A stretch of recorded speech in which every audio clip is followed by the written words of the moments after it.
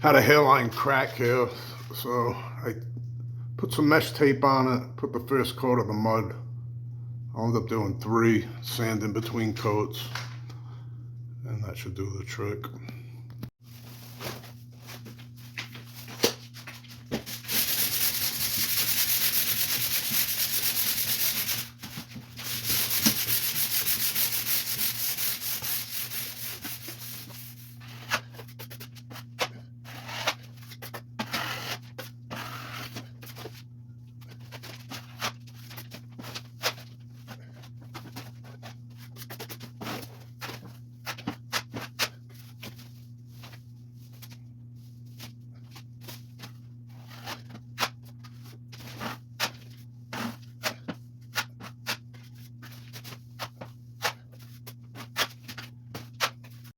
Put a fan on it, come back tomorrow, put another coat, I'll sand it, hit it one more time, and prime and paint it.